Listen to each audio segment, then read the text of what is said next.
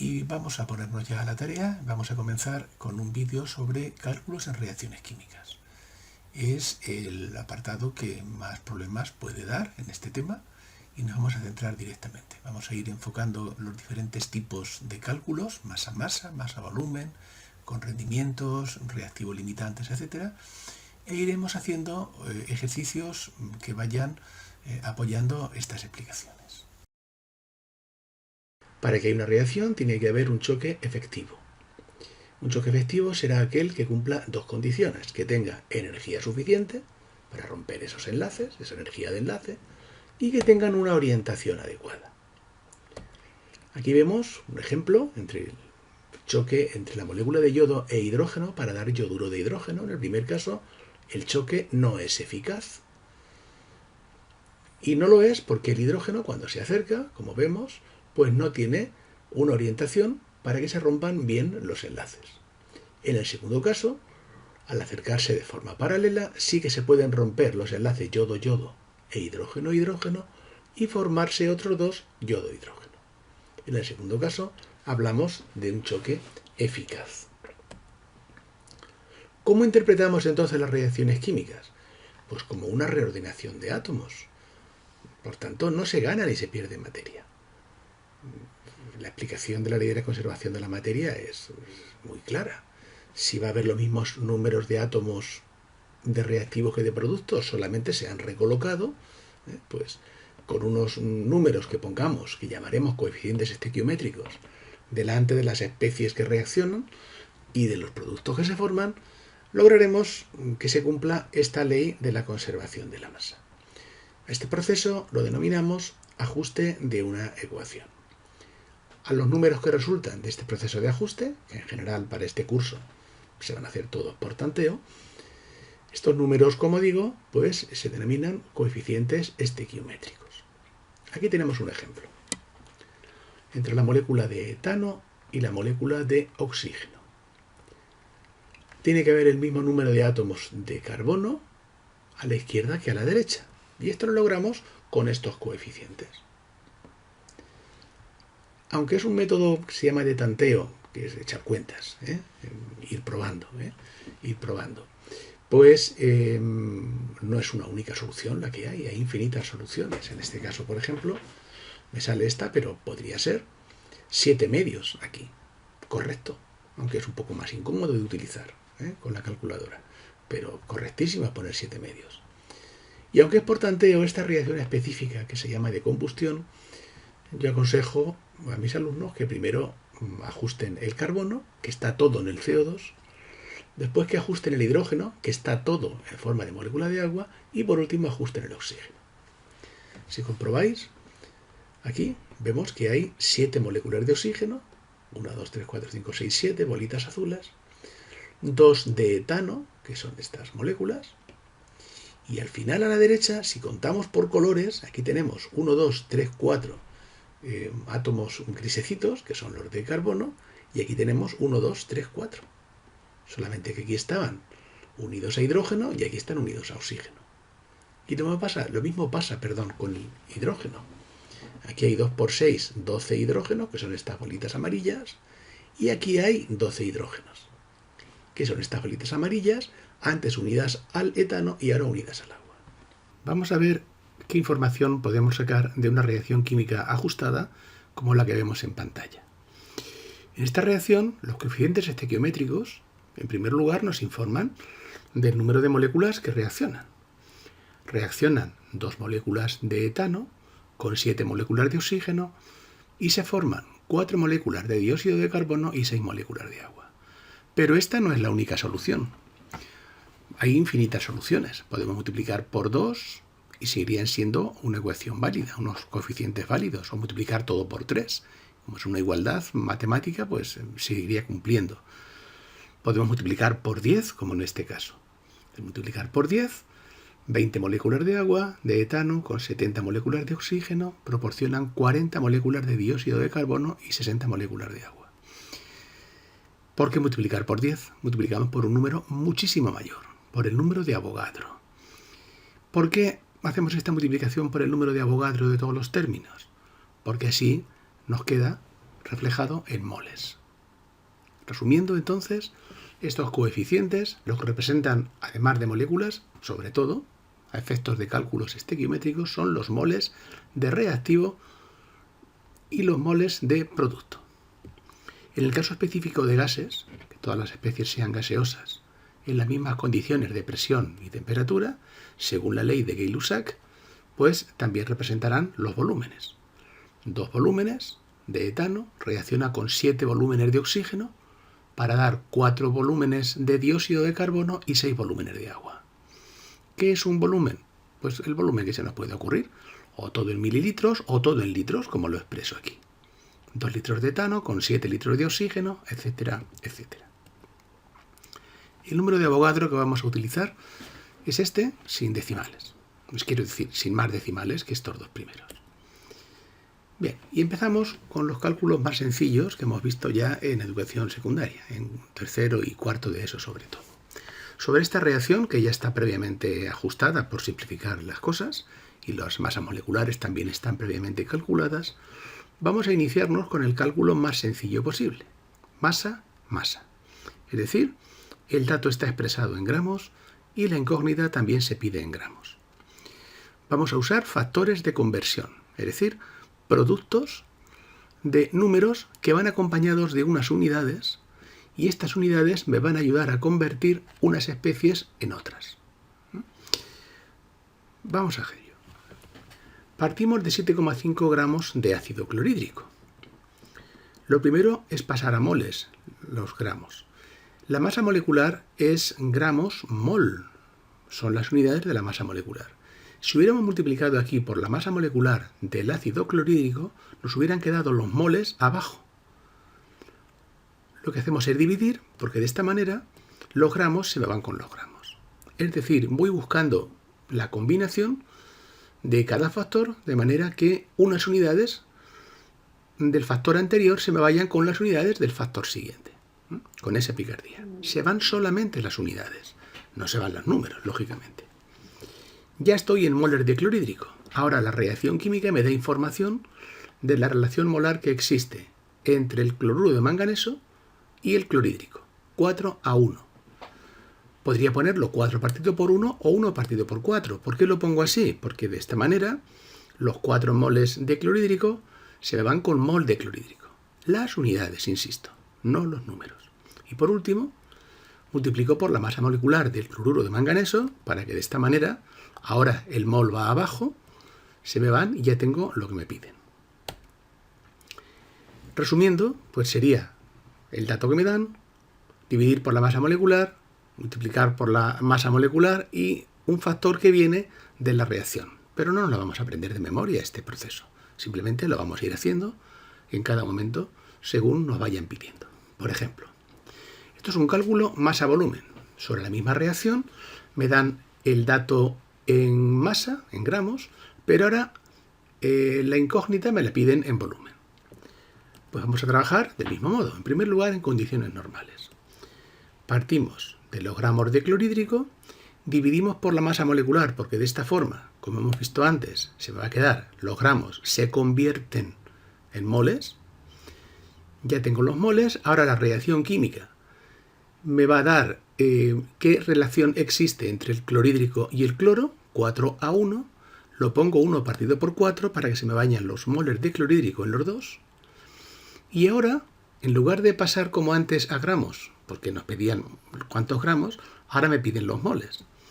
Yo conozco de la hipótesis de Avogadro que un mol de cualquier gas ocupa 22,4 litros. Y de nuevo, esta frase, ¿verdad? Esta relación la puedo escribir de dos formas, multiplicando o dividiendo. Elijo aquella que me quite la unidad anterior y me aparezca lo que yo busco, que son los litros. El problema estaría resuelto. En el factor, como siempre, se ha sacado a partir de la reacción bien ajustada. Por tanto, ajustar bien la reacción es algo muy importante. Y este último, pues de lo que sabemos, cuestiones que tenemos en nuestra memoria, que es imprescindible, ¿verdad?, para trabajar. En el caso de que me lo pidan en otras condiciones, yo aconsejo que primero saquemos los moles del producto.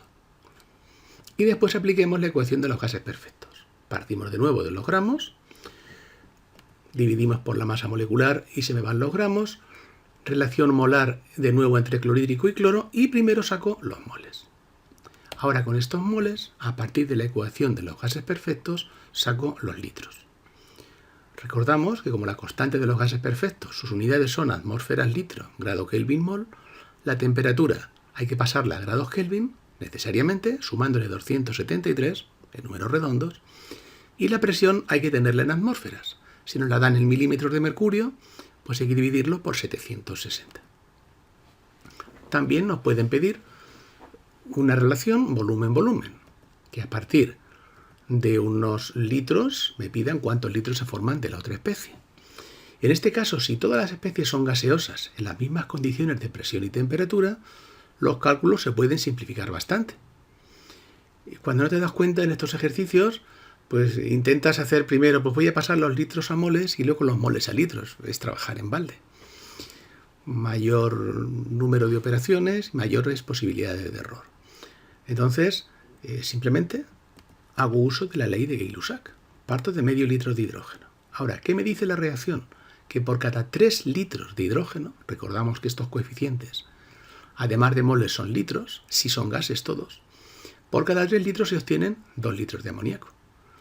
De las dos posibilidades, 3 partido por 2 o 2 partido por 3, elijo esta, porque así se me van litros de hidrógeno y me queda la unidad que yo esperaba. Puede suceder también, lo vimos en cuarto, que el rendimiento sea distinto al 100%. Las reacciones no siempre transcurren al 100%. Entonces, en este caso, tendríamos que calcular los gramos reales o los gramos teóricos según el dato que me den y compararlo con el otro. En este caso, por ejemplo,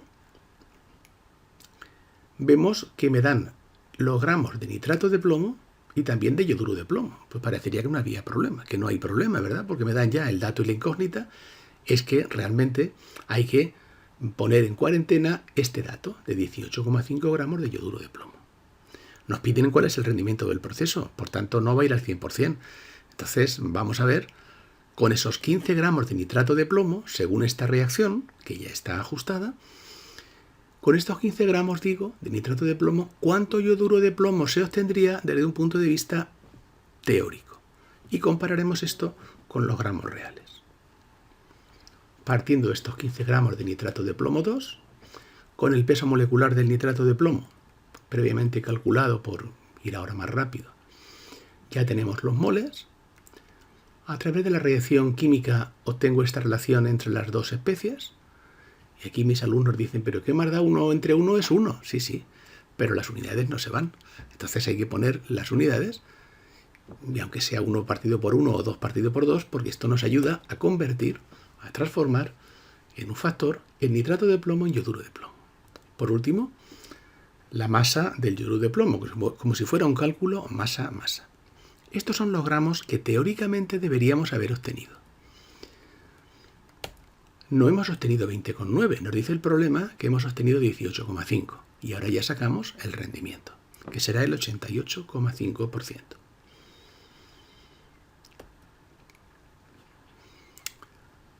Otra posibilidad que nos puede surgir en este tipo de ejercicios de cálculos con reacciones químicas es que el reactivo no sea puro. Entonces, si no son puros, no tenemos tanto como podíamos pensar. Generalmente nos dicen pues una muestra, un carbonato, una sustancia con un artículo indeterminado. Si nos dicen una muestra de caliza, por ejemplo, de una riqueza en carbonato de calcio del 80%, si es una muestra es que no todo es carbonato de calcio. Aquí tenemos, por ejemplo, el óxido de mercurio, se descompone en oxígeno y mercurio. ¿Cuánto mercurio se obtiene al descomponer 20,5 gramos de un óxido? Resaltamos de un óxido, con un artículo indeterminado. No nos dicen, no nos afirman que sea todo óxido. Si fuera todo óxido, nos dirían 20,5 gramos de óxido de mercurio. Nos dicen que es un óxido, por tanto, una muestra que solamente contiene el 80% de lo que parece. Será un cálculo masa-masa, pero en el que habrá que tener en cuenta que no es oro todo lo que reluce, como dice el refrán, ¿verdad? Tenemos aquí la reacción ajustada y como veis he puesto óxido entre comillas. porque es un óxido. Es decir, lo pongo en cuarentena. O bien podría poner muestra de óxido. Pero no es óxido. Entonces, con estos óxidos, como es del 80% de riqueza, quiere decir que en los 100 gramos de muestra o de óxido en cuarentena, ¿verdad? De ese óxido especial, solo hay 80 gramos de óxido fetén, de óxido real. Por tanto, multiplicamos ahora, ya a partir de este momento, pues como una masa molecular del óxido de mercurio, dividiendo con la masa molecular, lo paso a moles, y a través de la reacción química puedo obtener una conversión del óxido de mercurio en mercurio. Por último, al multiplicar por su masa molecular del mercurio, ya tengo el mercurio que me pedía. Entonces solamente le hemos añadido, como vemos, un factor que tiene que ver con que el óxido no era puro. Bien, pues vamos ahora, a continuación, a hacer este par de ejemplos de aplicación. Lo recomendable es que los intentéis hacer vosotros y después comprobéis si sale bien, porque los voy a hacer ahora a continuación para vosotros. Bien, en este ejemplo nos dicen que el trióxido de cromo, primero formulamos, reacciona con aluminio en un proceso conocido por aluminotermia, que se obtiene cromo de una elevada pureza y además óxido de aluminio. Una vez formulado, tendríamos que ajustarlo. Comprobamos un cromo, aquí hay dos aluminios, ponemos un 2 aquí, y la reacción ya está ajustada. Y nos dicen que reaccionan 250 gramos de óxido de cromo. El rendimiento de la reacción es del 85%. La reacción no transcurre al 100%. Y nos pregunta cuánto cromo se obtiene. Por tanto, nos vamos a olvidar ahora mismo de las demás especies y nos vamos a concentrar en el óxido de cromo y en el cromo. Y vamos a establecer una relación entre ellos. Vamos a necesitar la masa del cromo. Esto es un dato que me tienen que dar. Son 32. Y la masa del oxígeno, que es 16. Con eso obtendremos la masa del trióxido de cromo que me va a hacer falta, que es, ya lo tengo ajustado, 100 gramos por mol.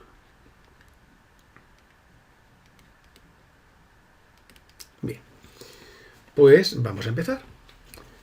¿Cuántos cromos habrá obtenido? Partimos de 250 gramos de óxido de cromo. El primer paso, como hemos visto en las explicaciones, es pasar esto a moles. Y tengo dos opciones. Estos son 100 gramos partido por mol.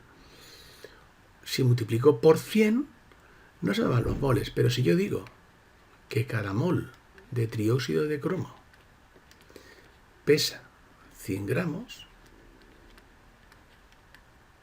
entonces ahora sí que se me van los gramos con los gramos y ya tengo moles de cromo. Ahora tengo que pasar de trióxido de cromo a cromo. Y esto lo hago con la relación molar que me proporciona la reacción. Se forma un mol de cromo por cada mol de trióxido de cromo. De esta manera se me van los dos. Por último, tengo que relacionar, sacar desde los moles la masa. Por tanto, diremos que hay 52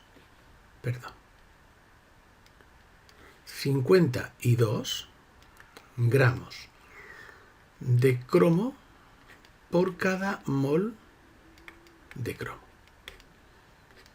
Hasta aquí un cálculo masa-masa, pero la reacción no transcurre al 100%, transcurre al 85%. Luego se va a obtener menos cantidad de la prevista. Tendrá que ser un 85 partido por 100. O bien decir que por cada 100 gramos de cromo teóricos se van a obtener 85 gramos reales. De una u otra manera, llego a lo mismo. A mí me gusta explicar a mis alumnos que se pregunten si con los cálculos van a obtener más, van a obtener menos, van a necesitar más, van a necesitar menos, y de esta forma orientarles también, además de con las unidades, de si tiene que ir el 100 arriba o el 100 abajo. Con esto habremos terminado. Claro, hemos terminado, perdón, pero hay que hacer las operaciones. Se nos han ido las unidades, pero no se nos han ido los números. Luego ahora hay que hacer de una sola vez todas las operaciones.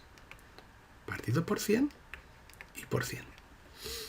La solución de esto son 110,5 gramos. Esta es la solución que nos pedía. Bien, pues vamos ahora a la segunda parte. Números de átomos de oxígeno que se han formado. Podemos hacerlo a partir de los gramos de cromo o a partir de los gramos de trióxido de cromo. Vamos con el primer caso. Y diríamos 250 gramos de trióxido de cromo. Como hemos visto antes, cada mol de trióxido de cromo pesa, tiene una masa de 100 gramos. Se me van gramos con gramos. Multiplico por la relación molar que existe y que me da la reacción. En este caso me pide de óxido de aluminio y dice que se forma un mol de óxido de aluminio por cada mol de trióxido de cromo.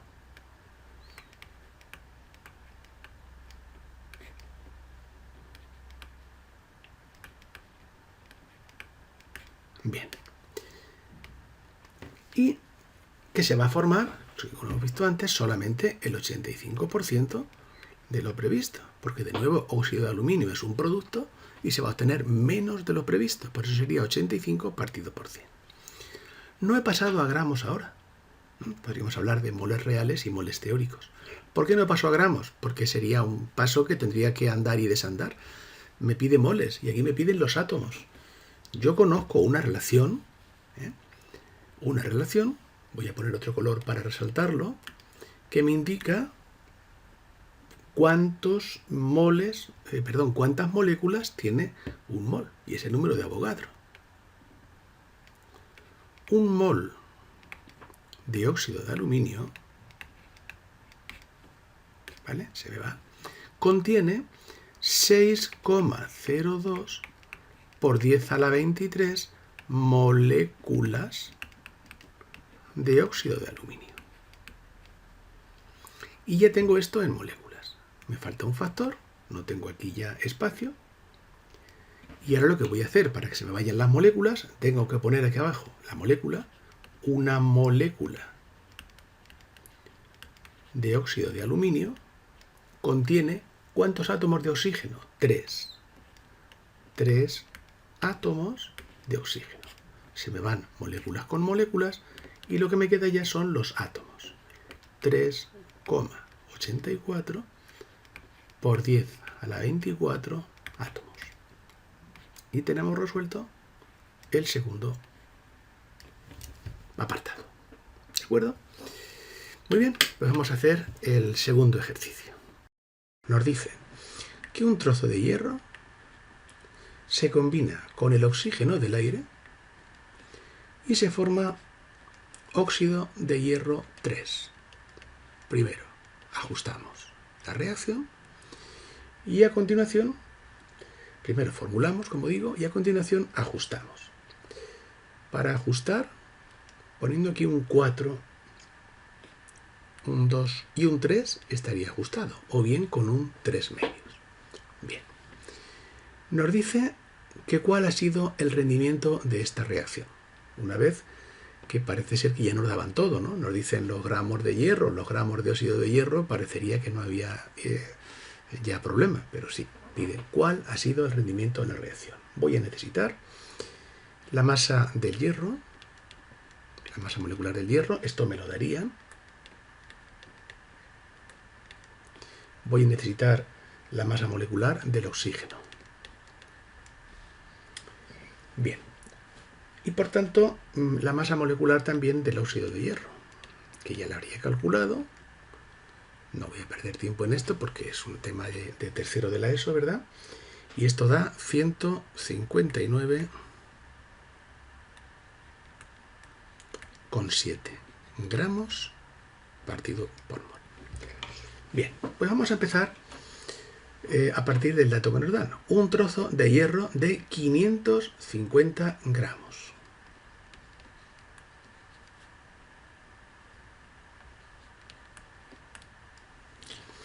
Vamos a ver con estos 550 gramos cuántos gramos teóricos de óxido de hierro se obtendría, según hemos visto en la explicación anterior. Entonces estos 325 gramos de óxido de hierro los dejo en cuarentena, porque estos son los gramos reales que se han obtenido. Vamos a compararlos después con los gramos teóricos. Vamos primero a calcular los gramos teóricos. Para eso, como en cualquier otro cálculo masa-masa, lo primero es pasar los gramos a moles. Multiplicamos, porque al multiplicar se me van gramos con gramos y me quedan moles de hierro. ¿Qué me dice la reacción entre estas dos? Que se forman 4 moles de hierro que irán abajo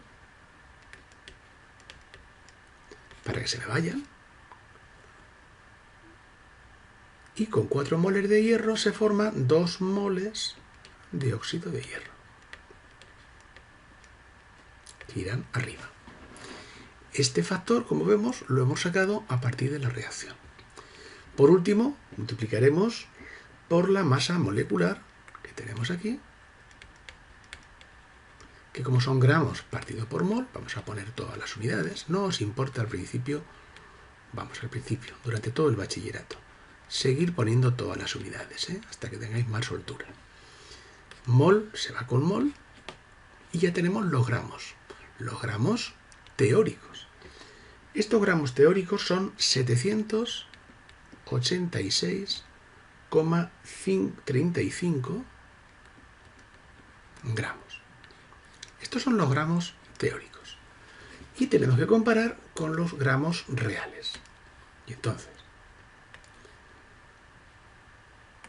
el rendimiento sería comparar los gramos reales que yo he obtenido con los gramos teóricos y multiplicarlo por 100.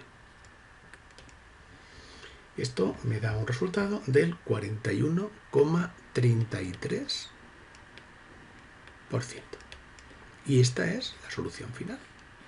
La reacción habrá transcurrido a un 41,33%. ¿Vale? Bien, vamos a por el apartado B. Vamos a usar otro color para distinguirlo en la pizarra. ¿Cuántas moléculas de oxígeno han reaccionado con el hierro? Ahora hay que comparar el hierro con el oxígeno. Y el óxido de hierro no me interesa. Partimos de nuevo de 550 gramos.